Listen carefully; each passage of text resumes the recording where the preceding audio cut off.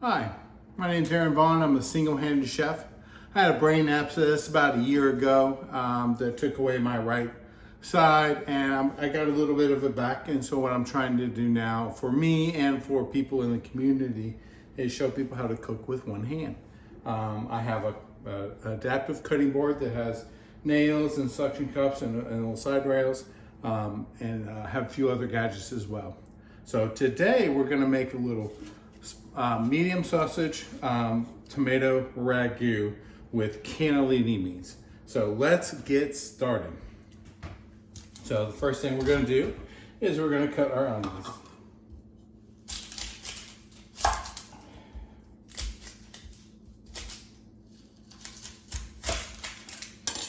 And it's become very easy with this cutting board. It's still a little difficult for me, but because I was right-handed and now I'm left-handed.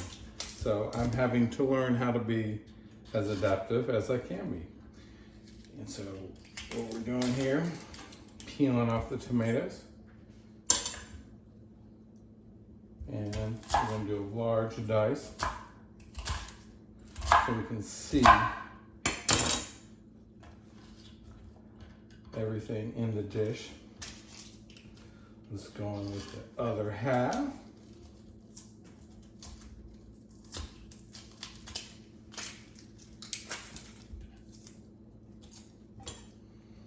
And let's cut that off.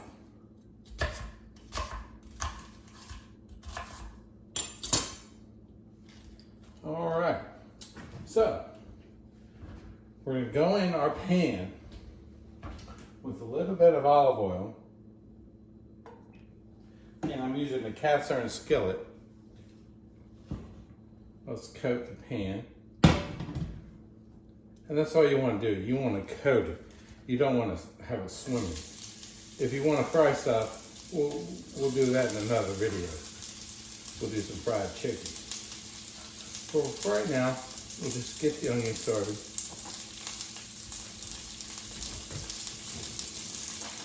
We'll grab our spoon.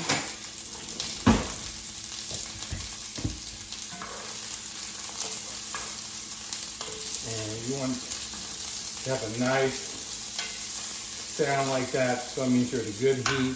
Double check to make sure, and then move on to the next thing, which is carrots. So I washed these ahead of time, and so we're gonna medium slice these as well.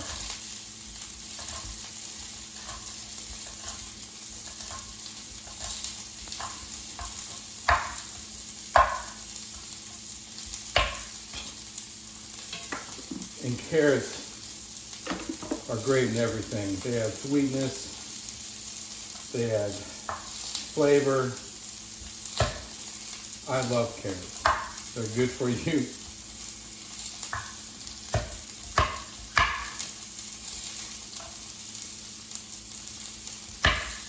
And I'm going to show you a quick little thing.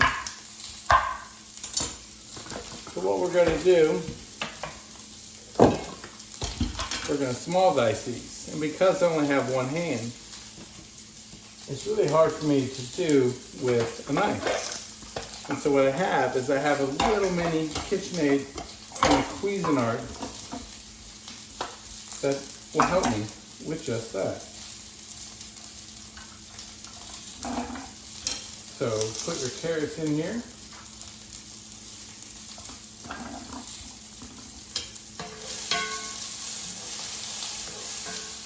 Wash your vegetables, make sure you're not burning, which we're not. And then we're going to put the lid on and just chop that up to 2-3 pulses, and we'll get ready to go there. And what that does is it chops it up, makes it a little bit finer to go in our dish.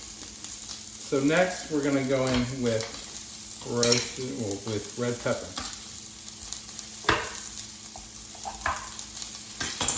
You'll notice I do a lot of peppers in my cooking. I love peppers. I love roasted peppers, you name it.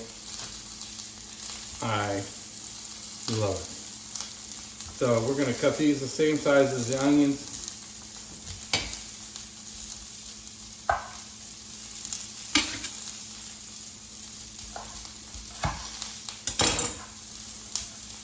Move those over to the side.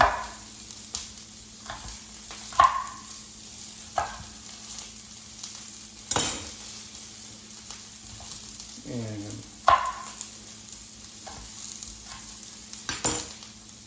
this will help us build some flavor in our sauce.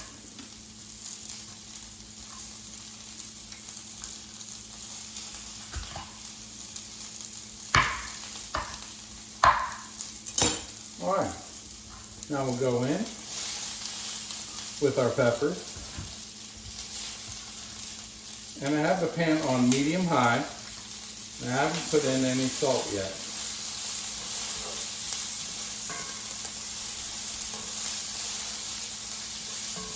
Stir those around. Now we're going to go and get our garlic. So I got a few cloves of garlic here.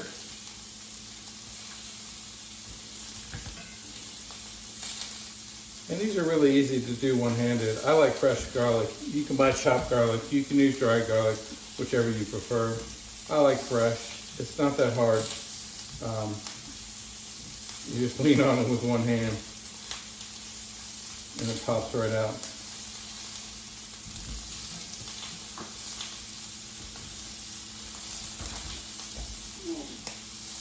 Unless you drop it. But it was in paper. Garlic paper, that is.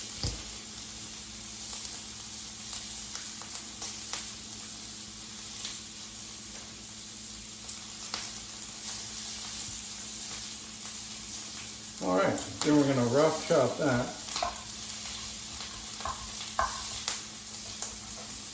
You can use a side to scrape your knife off since you don't have, if you don't have an extra arm. If you do, just grate it off with your hand.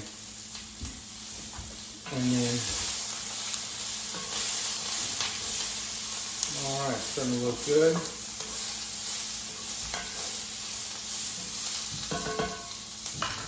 Let's go in with our garlic. I like to go in with the garlic around this time because if you go in before your onions, it'll burn and you don't want that.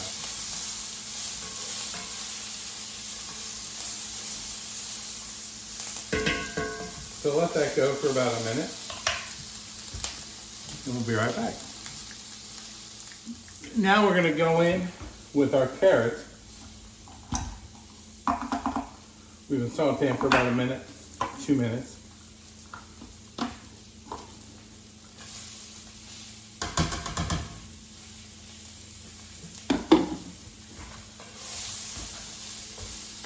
And this will add a little bit of sweetness to the dish. Same thing with the peppers. And when you caramelize the onions, that will too.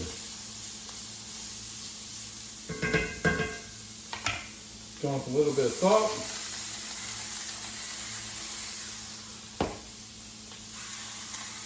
And pepper.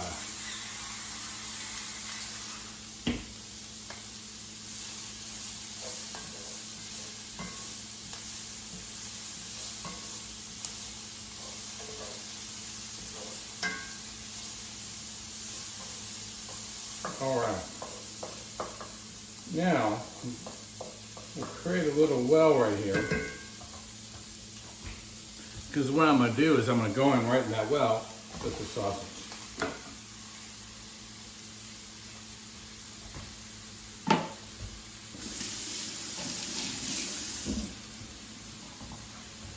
Turn it up for a little bit just to brown the sausage.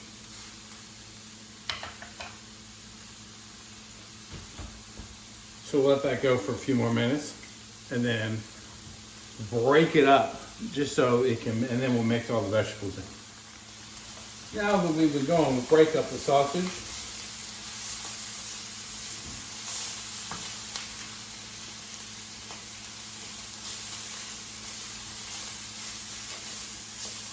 Another reason I like using cast iron pans nowadays is because with not having my hand, it's a little heavier, and so therefore it doesn't move as much when I go to cook with it, and I can block it with my hip or whatever.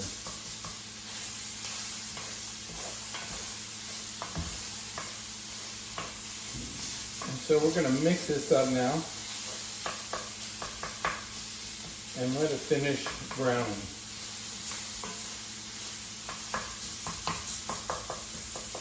And you can make your own sausage if you want. You can use ground beef, whichever you prefer.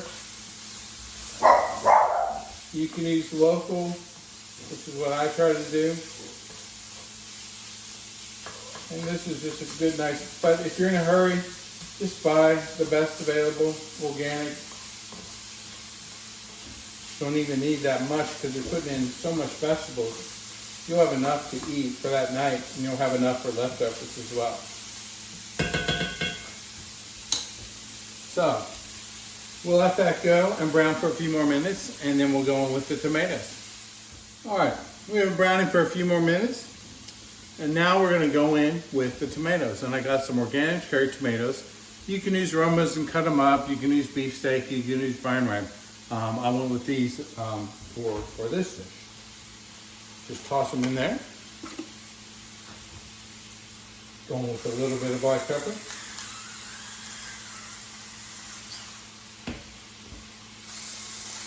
And a little bit of salt.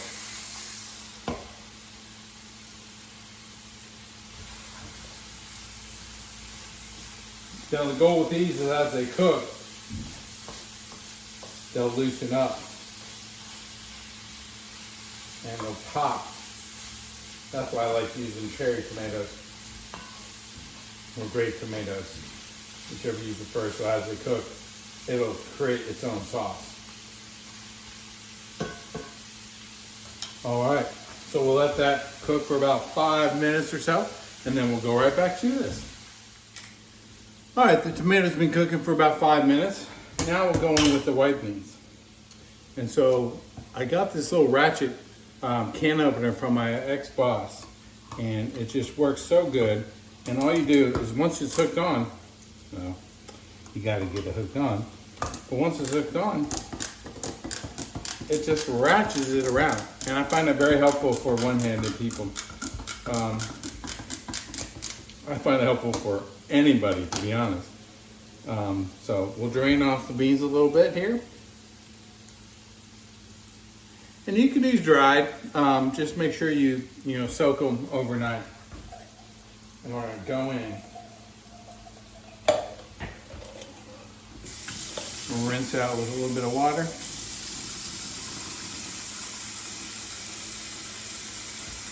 And there we go.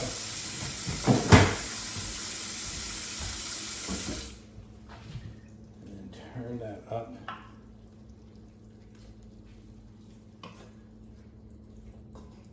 And then just mix.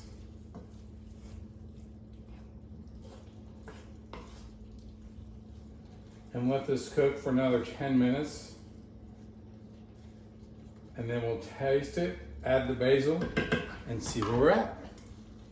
All right, so now we're back, and you can see, I don't know if you can see this, so let's bring it a little closer. The tomatoes are starting to pop.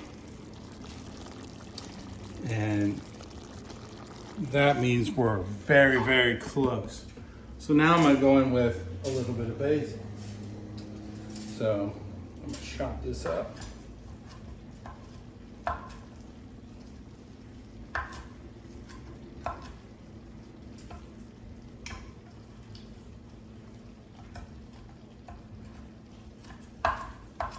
And I just love the smell of fresh basil.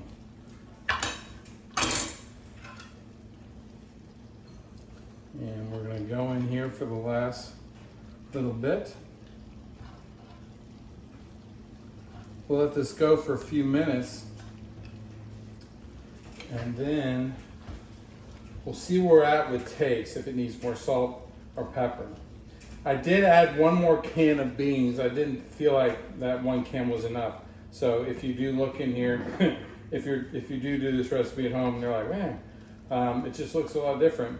I'll have the recipe in the descriptions. But if you look at it, I'll add it to the recipe that is 2 cans instead of 1. All right, so we'll let that go. Let that cook for a few more minutes and then we'll taste it. All right, when we go on, now we're getting ready for the taste test. This is what you want. You want it to be bubbly, kind of thick. You want the tomatoes to kind of break and pop. You can assist it with you can either use a potato masher, you can use a spoon. So now we're gonna taste it and see where we're at.